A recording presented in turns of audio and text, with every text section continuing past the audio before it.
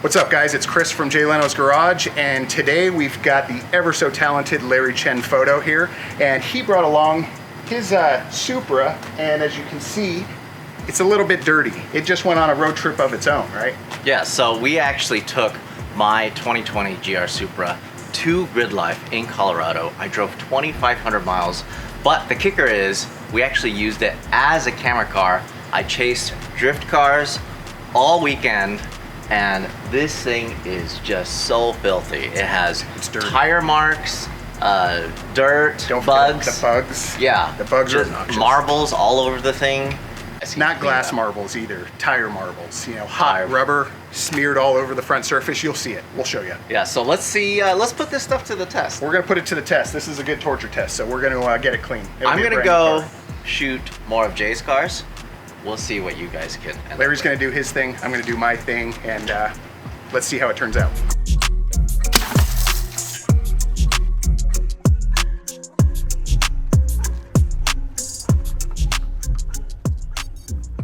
These things are dirty.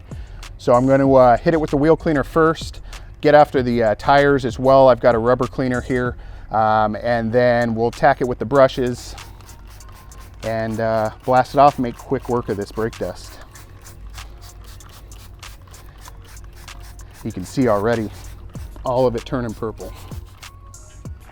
It's our rubber cleaner.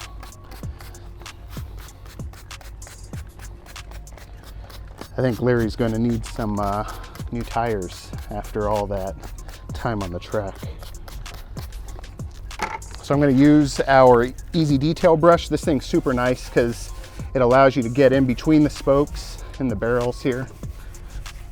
The barrels are always kind of the most difficult part to get clean when you're detailing, and this makes it really nice. So from there, I like to use a wheel brush that's kind of rubberized, soft bristle.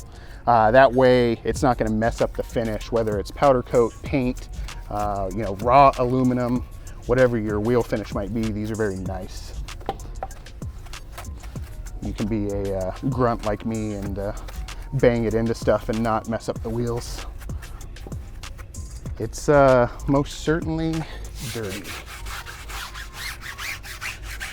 Stiff bristled brush on the tire face itself.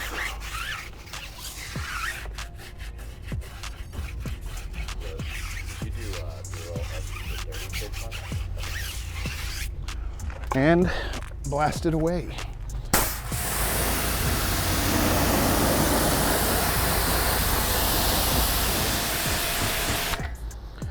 All right, so we're going to basically repeat that process 4 times here, and then we'll get on to foaming the car down.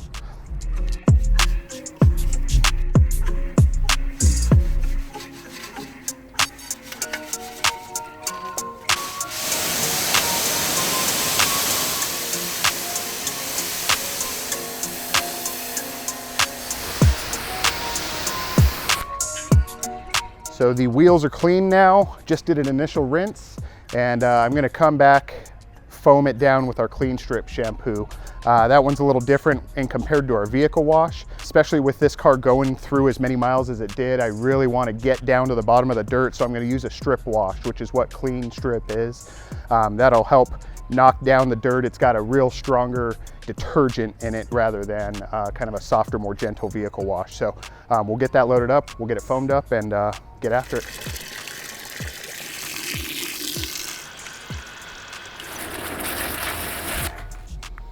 This is our 2-bucket wash method. Obviously a soap bucket. I've got a clean bucket here of just fresh water. That way I can rinse my mitt here, transfer back to the soap.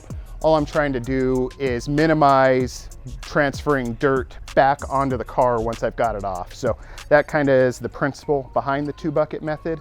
And then we rely heavily on foam guns. Love these things. It just, instead of trying to bring suds from the bucket to the car, you're just putting the suds directly on the car. Again, the whole idea here is lubrication. You want to lubricate your wash mitt so your dirt isn't grinding into the paint, causing swirl marks and scratches. Say hello to my little friend.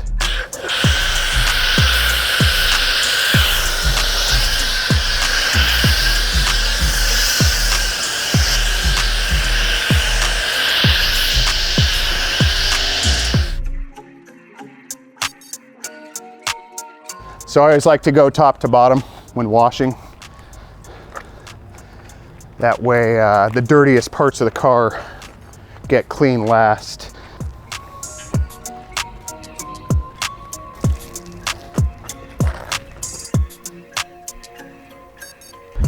So we're gonna go to the clean water, although it looks a little foamy right now because we've been dunking the mitt in it, and then back to our clean soapy water. Load that mitt up again, bring it back to the car. And after quarter panels like this, it's where a lot of dirt accumulates, obviously. I like to just be extra diligent, rinse the mitt as frequent as possible.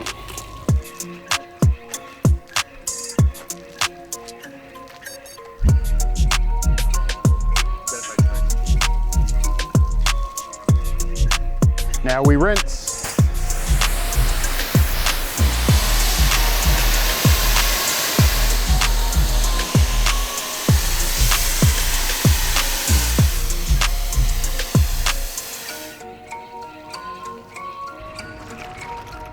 Car's rinsed, ready to rock and roll. Instead of ceramic or wax, today we're gonna use a drying aid.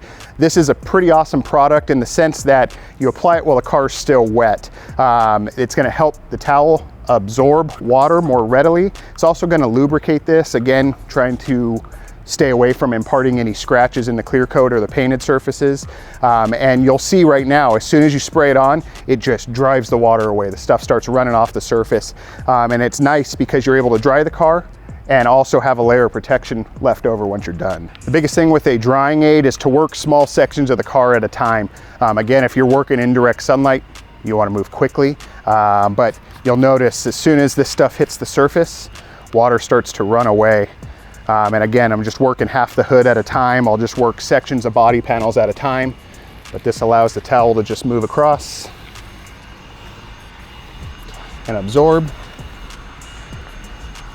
And flip it over and buff it to a shine.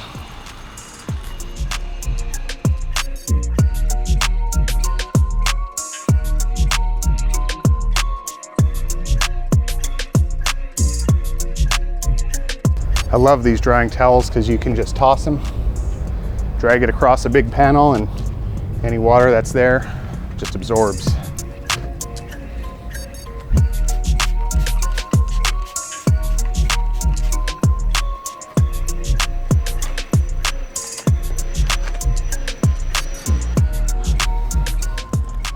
What's really awesome about a drying aid and also coupled with these drying towels is we just finished the entire car.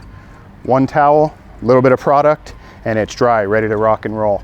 I will personally go through and spray it with compressed air just to get the cracks and the jams and things like that, but for all intents and purposes, the car's dry and we did it with one towel. So these things are awesome too.